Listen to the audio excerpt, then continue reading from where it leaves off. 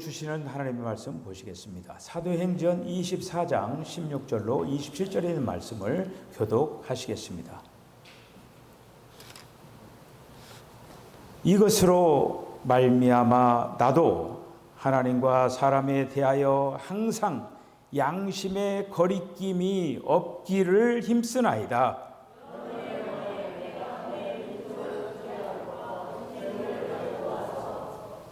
드리는 중에 내가 결례를 행하였고 모임도 없고 소동도 없이 성전에 있는 것을 그들이 보았나이다. 그러나 아시아로부터 온 어떤 유대인들이 있었으니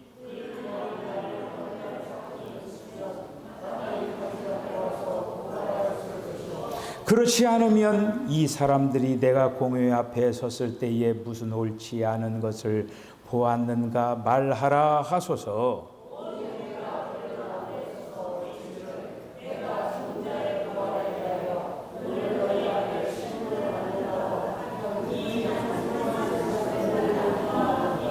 펠릭스가 이 도에 관한 것을 더 자세히 아는 고로 연기하여 이르되 천부장 루시아가 내려오거든 너희 일을 처결하리라 하고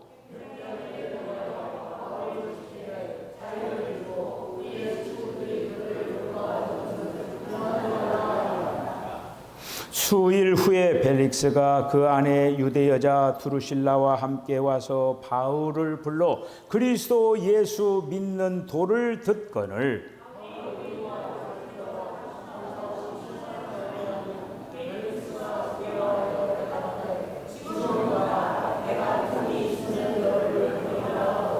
동시에 또 바울에게서 돈을 받을까 바라는 고로 더 자주 불러 같이 이야기하더라.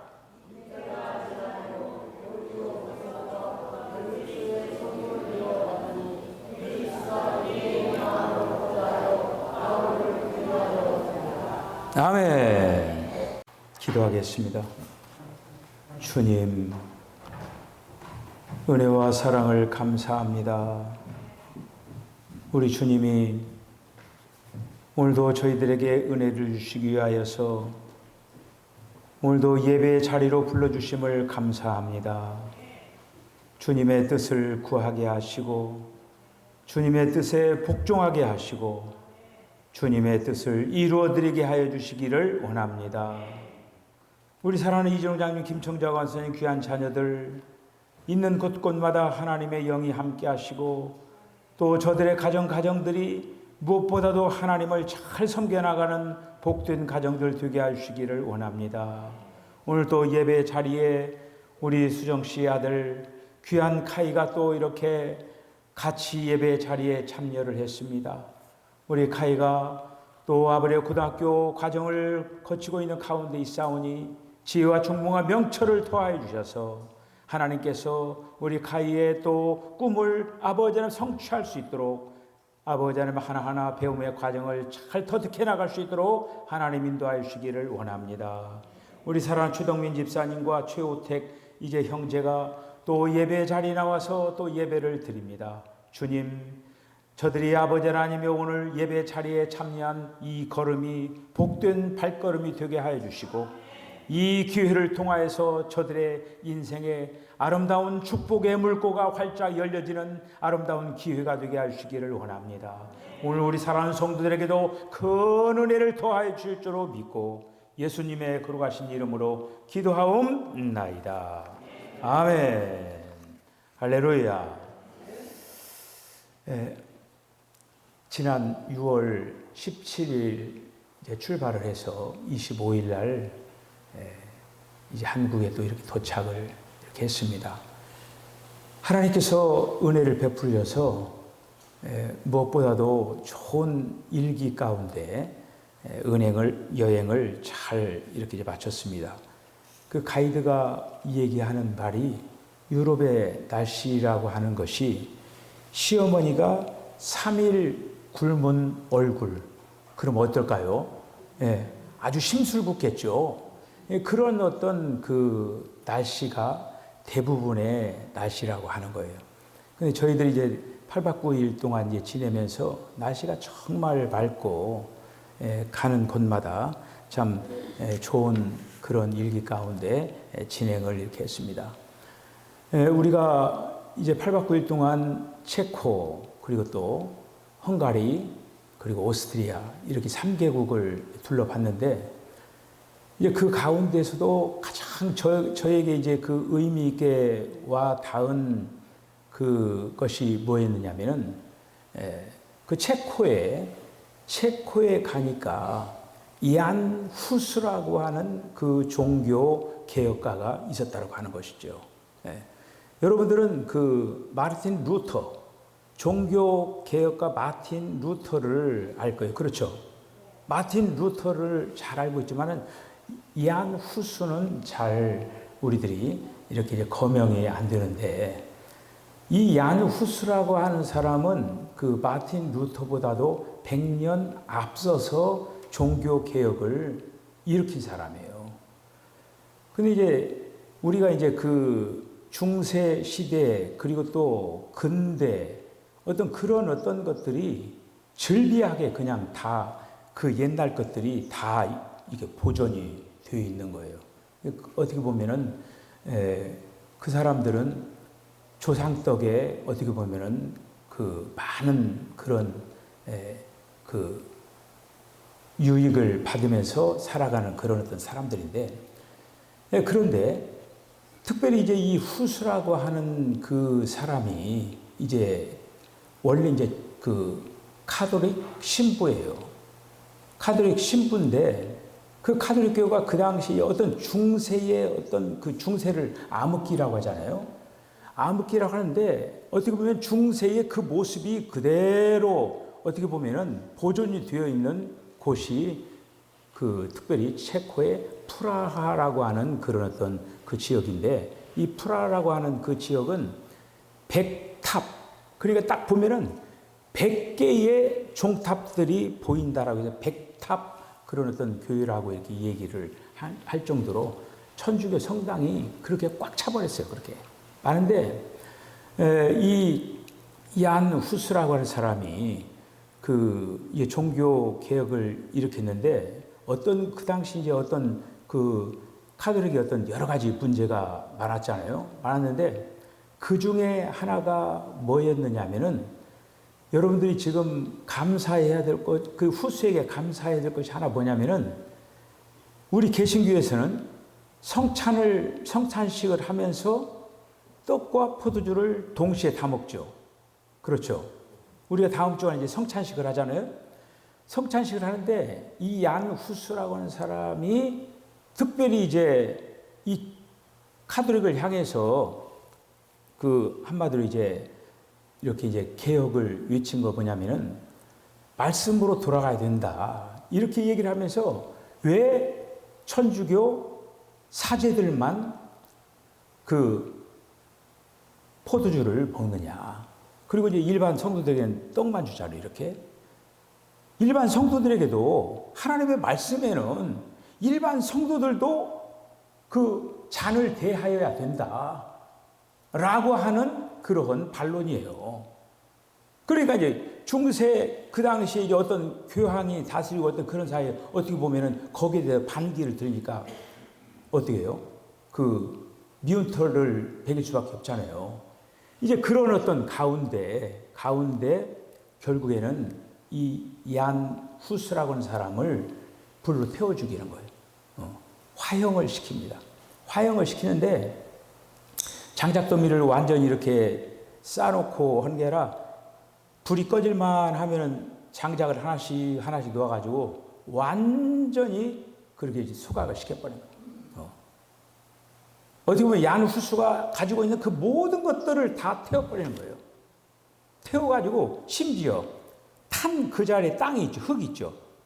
흙까지 다 긁어가지고 나일강에다가 버려버리는 그러한 끔찍한 그 일을 이렇게 이제 하는데, 거기 이제 특별히 여러분 이제 그 프라하에 가면은 베들레헴 교회라고 이렇게 있습니다. 그 베들레헴 교회에서 성당이 많은 그런 어떤 가운데 이 얀 후스라고 하는 사람은 그 베들레헴 교회를 지어놓고 결국에는 거기에서 말씀을 강론하고 거기에서 성찬식을 하고 그러면서 10년 동안 목회를 했던 거예요. 이렇게.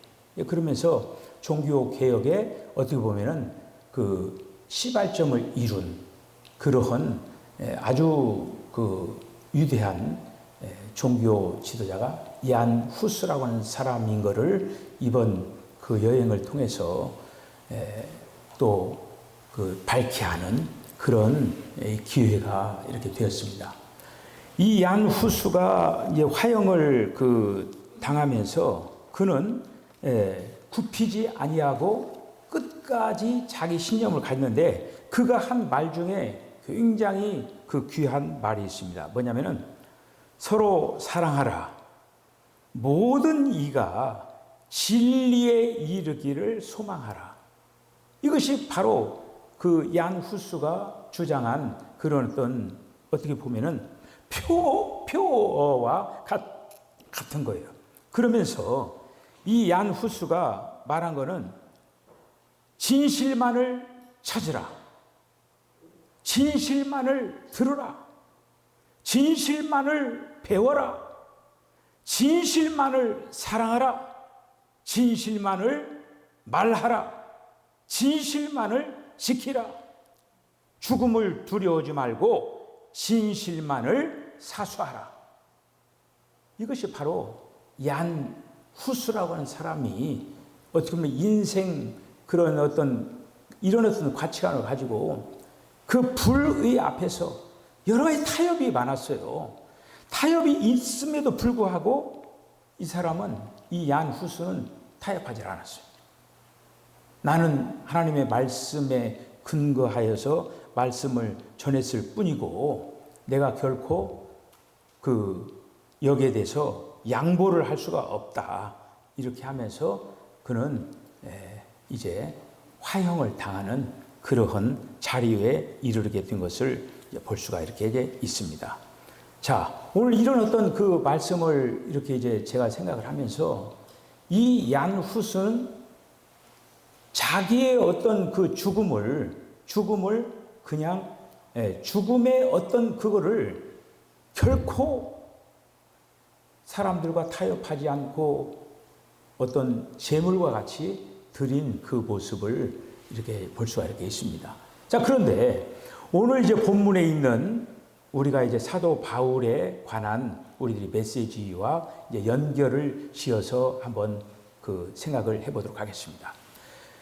어떻게 보면은 진리 방면으로 보면은 제가 여행을 이렇게 쭉 보면서 그들은 그게 다 지금 유네스코에 등재된 그런 어떤 곳들이거든요. 지금 유네스코에 등재됐다라고 하는 그 뭐예요? 역사가 오래됐다는 얘기예요. 역사가 오래돼서 그 나라에서도 그 건물을 어떻게 할 수가 없는 거예요. 우리나라에도 유네스코에 등재된 것들이 있잖아요. 그런데 거기에 우리가 이번에 이제 쭉 둘러본 것이 유네스코에 등재된 것들을 우리들이 이제 둘러봤는데, 특별히 이 체코에는 그 유네스코에 등재된 이 프라 지역에 있는 그런 것들 유네스코에 다 등록된 것들이에요. 그만큼 다 오래된 건물들이다라는 얘기죠. 이제 그런 속에서 볼 수 있었던 거 보면은 어떻게 보면은 진리 방면으로는 어떻게 보면은 그 당시 중세의 어떤 그 카톨릭 교황이 어떤 지금도 교황이 있지만은 그 당시에 교황이 어떤 권한을 가지고 있냐면은 교황이 당신 죄인이야라고 할 수도 있고 당신 죄인 아니야 할 수도 있는 권한이 있는 사람이 교황이었습니다. 그런 어떤 거에 대해서 얀 후스가 반론을 이렇게 이제 제기를 한 거죠. 그런데 우리가 이제 얀 후스는 믿음을 지키고 그리고 또 말씀을 사수하고 말씀을 절대적으로 이렇게 이제 이 땅에 꼽히기 위해 그런 어떤 그 삶을 살아갔지만은 어떻게 보면 오늘 이제 말하려고 하는 이 사도 바울은 어떠냐? 사도 바울은 어떻게 보면 진리 방면에서 그들하고는 월등하게 차이가 있는 그 부분인 것을 알 수가 있고, 이런 어떤 속에서 오늘 이제 본문에 있는 말씀을 통해서 사도 바울은 어떻게 되느냐. 사실 얀 후스는 계속 타협을 하면서 살려준다라고 하는 거기에 대해 타협을 하지 않았어요. 그런데 오늘 이 바울은 뭐냐. 자기가 할 수 있는 만큼은 다 변호를 하는 거예요. 자기 동족 유대인 앞에서도 충분히 변호를 하려고 하고, 그리고 또 이방인 그 로마 그 권력 앞에서도 자기를 변호하는 걸 볼 수가 있어요. 오늘 이제 거리낌 없는 그 양심을 가지고 바울이 변호하는 그런 내용을 오늘 본문 이제 24장 16절로부터 한번 보도록 하겠습니다. 그래서 벨릭스가 16절에 이렇게 얘기를 합니다. 뭐라고 얘기하냐? 바울은 벨릭스에게 이렇게 말하는 거예요. 이것을 인하여 나도 하나님과 사람을 대하여 항상 양심의 거리낌이 없기를 힘쓰노라. 뿐만 아니라 사도 바울은 그가 오늘 이 후수도 지금 진실만을 말하고 진실하게 또 듣고 배우고 사랑하고 그런 어떤 것들을 얘기한 것처럼 이 사도 바울도 내가 범사에 선한 양심으로 처신했다. 나는 양심에 전혀 부끄러울 것이 없다. 이렇게 지금 사도 바울도 자기 자신을 변명하면서 오히려 너희들이 불법을 자행하고 있고 너희들이 지금 잘못 가고 있다라고 하는 어떤 그거를 어떻게 보면 바울의 어떤 그 모습과 그들의 모습을 견주어 가면서 그들의 양심을 터치하는 그런 모습을 이렇게 볼 수가 있습니다. 사실 그 당시에 어떤 그 상황이 로마가 다스리고 있는 그런 어떤 상황이기 때문에 정치적으로 굉장히 부패하고 타락한 그런 어떤 상황이었습니다. 오늘 사도 바울을 이 신문하는 그 과정 속에서도 사실 어떻게 보면은 벨릭스도 알았어요. 벨릭스도 사도 바울이 죄가 없다라고 하는 걸 알았어요. 그런데 계속적으로 지금 붙잡고 있잖아요. 왜 그렇게 됐느냐? 결국 유대인들에게 환심을 사가지고 유대인들에게 잘못 보이면 자기가 지금 그 자리가 위태하잖아요. 그렇기 때문에 유대인들에게 어떻게 보면은 그 잘못 보이지 않을 뿐만 아니라 무엇을 요구를 하느냐? 오늘 본문에 있는 말씀 보니까 이 벨릭스가 은근히 바울에게 돈을 요구하는 그런 어떤 모습을, 이런 어떤 단적인 모습을 보면서 그만큼 그 당시 로마 정치와 이런 어떤 것들이 부패되어 있는 상황을 말씀을 하고 있는 것을 이렇게 볼 수가 이렇게 있죠. 자, 그래서 오늘 본문 이제 24장 22절로 23절에 있는 그 말씀 보면은 그러나 벨릭스도 이 도에 관한 것을 더 자세히 아는 고로 사건을 연기하여 가로되 천부장 루시아가 내려오거든 너희 일을 처결하라 하고 백부장을 명하여 바울을 지키되 자유를 주며 친구 중 아무나 수종하는 것을 금치 말라 하니라. 그러니까 이 바울의 친구들이 한마디로 그 바울을 면회 오는 것을 막지 않았다고 하는 거예요. 근데 막지 않은 이유가 어떤 그 이유로 이런 어떤 행동을 했느냐? 돈 가져오라고 하는 거예요. 돈 가져라. 오면서 그냥 오지 말고 너 바울 친구들을 위해서, 바울 친구를 위하여서 돈을 가져와라. 그런 어떤 것을 의식적으로 표명한 그런 어떤 부분을 이렇게 볼 수가 있는 것이죠. 자, 24절에 있는 말씀을 보면은 이 벨릭스라고 하는 사람이 얼마만큼 부도덕한 사람인가를 알 수가 있습니다. 수일 후에 벨릭스가 그 아내 유대 여자 두루실라와 함께 와서 바울을 불러 예수 그리스도 예수 믿는 그의 도를 듣거늘. 이 두루실라라고 하는 사람은 누구냐면은 아그리빠 헤롯 왕의 딸이었습니다. 그런데 벨릭스가 그 두루실라를 보고 분명히 결혼한 여자인데 한마디로 거기에 매혹되어 버린 거예요. 이런 어떤 상황 가운데 벨릭스가 설득을 해가지고 결국 남편을 버리고 결국엔 벨릭스에게 결국 그 벨릭스와 결혼하는 그런 어떤 관계를 보여주고, 다시 말씀드리면 그 당시에 어떤 로마의 어떤 정치 상황이 이만큼 부패하고 그리고 부도덕한 그런 어떤 부분으로 특별히 권력을 가진 자들이 그런 어떤 행동을 그렇게 자행하고 있었다라고 하는 것을 볼 수가 이렇게 있죠. 그러면서 사도 바울이 이런 어떤 속에서 어떤 하나님의 그 복음 앞에서 조금도 양보하지 않고 그는 진실한 그런 어떤 부분으로 의와 절제와 그리고 또 장차 돌아올 그런 어떤 심판에 대해서 그에게 전하는 걸 볼 수가 이렇게 있어요. 자, 그래서 이 24장 25절에 있는 그 말씀 보면은 바울이 이렇게 얘기하는 거예요. 의와 절제와 장차 오는 심판을 논하거니 벨릭스가 두려워하여 대답하되 시방은 가라. 내가 틈이 있으면 너를 부르리라. 그러니까 사도 바울이 벨릭스에게 너 지금 그렇게 하는 그 하나하나가 이 다음에 주님 앞에 이르렀을 때에 너는 분명히 불의한 그러한 자로서 재판을 받아서 결국에 너는 불의한 자들이 가는 그런 곳으로 너는 가게 될 것이다 라고 하는 그런 어떤 복음의 메시지를 듣고 오늘 본문에 있는 말씀 보면은 두려워했다라고 했어요. 두려워했다라고 하면서 지금은 아니다. 나중에 부르겠다. 이렇게 얘기하는 거예요. 여러분, 신앙생활이라고 하는 거는 미루고 유보시키고 지연시켜서는 안 된다고 하는 거예요. 아니다라고 할 때, 지금 있다라고 할 때, 그때 돌이켜야 된다고 하는 거예요.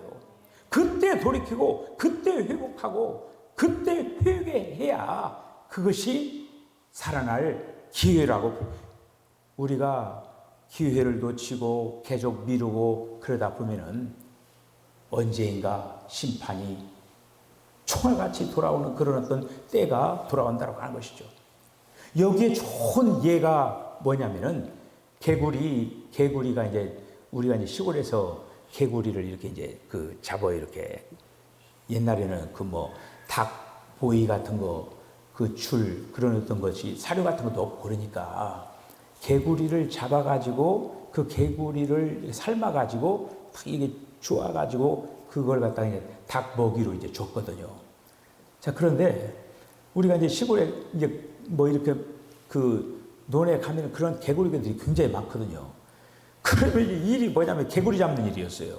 그러면 개구리를 갖다가 이제 나무 자루가 탁탁 세려가지고 이제 그러면 쭉쭉 뻗는 거죠. 그럼 깡통에다가 그거를 갖다가 다 잡아다가 이제 그거를 갖다가 끓이는 거죠. 이제 딱 불을 이제 끓이는 거예요. 끓이면은 개구리들이 따뜻하니까 어떻게 돼요?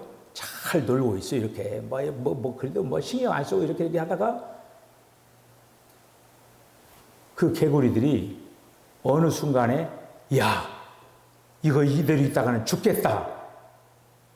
그래서 그때 이제 뛰어나오려고 하는 거예요. 개구리는 얼마나 점프를 잘합니까? 못 나와요. 따뜻하다가 이렇게 하고 있다가 힘이 쫙 빠지다가 아이고 나 죽겠네 하면 딱 뛰려고 하니 더 이상 못 뛰는 거예요. 그러면서 쭉 개구리 죽는 때 다 보면 다 쭉 뻗어 죽어요. 이렇게. 제가 왜 이런 얘기를 하냐면은 오늘 이 벨릭스가 지금은 아니다. 시방은 가라. 우리가 이 메시지를 들으면서 오늘 한 가지 분명하게 붙잡아야 될 것은 뭐냐? 우리가 아니라고 할 때 그 순간에 우리들은 거기서 일어나야 된다고 하는 거죠. 그 순간에 우리들은 거기서 돌이켜야 된다고 하는 것이죠. 벨릭스가 만약에 바울이 주는 그 메시지를 듣고 그가 거기서 만약에 돌이켰다고 하면은 아마 그는 구원받았을 거예요. 그런데 그렇지 하지를 못하고 계속적으로 무절제한 그 정욕 속에서 빠짐으로 결국에는 망하는 그런 어떤 상태로 나가는 거죠. 볼 수가 있는 거죠. 사실 이 벨릭스는 복음을 듣는 것이 주목적이 아니었어요. 어떻게 하면 바울에게서 뭔가를 얻어낼까 거기에다가 초점을 맞추고 바울을 만난 거였어요. 사실 바울이 가이사랴에서 2년 동안 복역을 했습니다. 2년 동안 이렇게 한마디로 이렇게 이제 살아간 거예요. 그런데 어떤 죄가 확정되어 가지고 2년 동안 거기서 감옥 생활을 했느냐? 그렇지 않은 거예요. 그냥 지연시킨 거예요. 자기의 권력을 갖다가 더욱더 연장시키기 위하여서 애매한 사람을 그냥 계속적으로 감옥에다가 가둬놓는. 다시 말씀드리면 유대인들은 한쪽으로는 외식하는 그 부분들을 우리가 계속적으로 볼 수가 있고, 로마 정치인들은 또 그들에게 얼마만큼 정치적으로 경제적으로 얼마나 부패되어 있는 그런 어떤 상황인가를 바울이 있는 그런 어떤 시대적인 상황 속에서 우리들에게 보여주고 있는 그런 부분입니다. 오늘 우리가 이런 어떤 말씀들을 이렇게 생각을 하면서 바울이 결국 자기가 애매하게 고통받는 그런 어떤 가운데서도 하나님께서는 결코 애매하게 그를 감옥에서 보내게 하지 아니하고, 그 애매한 고난 속에서도 하나님께서는 바울을 통해서 이룬 그 역사가 있다고 하는 것이죠. 시대마다 하나님께서 사용하는 것을 분명히 우리는 눈으로 목격해야 됩니다. 종교개혁 시대에는 얀 후스와 같은 사람도 필요한 거예요. 마틴 루터와 같은 사람도 그 시대에는 필요했던 거예요. 오늘날 이 시대도 하나님께서는 이 시대에 정말 필요로 하는 그런 어떤 사람이 있다고 하는 거예요. 그러나 시대에 필요한 사람들은 대개 다 어떻게 되느냐? 핍박을 받게 되어 있다고 하는 거예요. 얀 후스가 됐던, 마틴 루터가 됐던, 바울이 됐던, 다 하나님의 그 역사를 이루기 위하여서 그들이 다 고난의 그 길을 걸어가는 것을 볼 수가 있어요. 예수님도 마찬가지죠. 오늘날 이 시대를 살아가면서 우리가 주님을 따라가면서 우리가 걸어가는 이 길은 비록 좁은 길이고 많은 사람들이 찾는 길은 아니고, 그리고 또 이런 어떤 속에서 우리가 주님을 따르노라고 하면은 이런 것 저런 것 하나씩 절제해야 될 부분도 있고 놓아야 할 부분도 있고 여러 가지로 하나하나 부인해야 될 부분도 있고, 이런 속에서 우리는 걸어가야 된다고 하는 거예요. 여러분, 이 길을 끝까지 잘 걸어가시기를 바랍니다. 이 길을 걸어가면서 최후의 승리를 얻는 그 순간까지 세상과 짝하지 말고 세상과 타협하지 말고 말씀을 붙잡고 믿음을 지키면서 이 길을 끝까지 잘 달려나가는 저와 여러분 다 되어주실 주 이름 간절히 축복합니다. 기도하겠습니다. 주님, 은혜와 사랑을 감사합니다. 시대 속에서 하나님의 뜻을 이루기 위하여서 많은 주의 종들을 불러서 그 시대의 등불이 되게 하시고 샛별이 되게 하시고, 그 시대 속에서 또 세상 사람들에게 소망을 준 그 역사를 바라봅니다. 오 주여, 오늘 이 한 시간에 저희들의 부끄러운 모습을 주님 앞에 내보입니다. 이 시대에 우리 믿는 이들이 세상을 향하여서 빛이 되어야 되고 세상을 향하여서 등불이 되어야 됨에도 불구하고 오늘날 이 시대를 살아가는 우리들이 과연 어떤 모습으로 살아가는가 다시 한번 저희들 뒤돌아봅니다. 오 주여, 지금은 아니다 하지 말고 지금 바로 이때 회개하고 지금 이때 바로 주님을 향하여서 돌이키고 주님을 향하여서 주님의 뜻을 이루어 드리는 그런 때임을 분명히 기억을 하고, 시간을 나버리며 소모하지 말고 시간을 더욱더 아껴서 이 일을 이루기 위해서 마음과 정성을 다하는 우리 석천교회 성도들 다 되게 하여 주시옵소서. 예수님의 거룩하신 이름으로 기도하옵나이다. 아멘. 지금은 우리 주님 예수 그리스도의 거룩하신 은혜와 하나님 아버지의 극진하신 사랑과 성령의 감동 감화 교통하심이 얀 후스를 부르고 바울을 부르고 오늘날 이 시대에 우리를 불러서 하나님의 거룩한 뜻을 이루시고자 하는 그 귀한 뜻을 발견하고 이 귀한 뜻에 충성하고 헌신하겠다라고 결단하는 우리 사랑하는 성도 심령과 가정과 기업과 저들의 삶 가운데 지금부터 영원까지 함께 하시기를 간절히 축원하옵나이다. 아멘.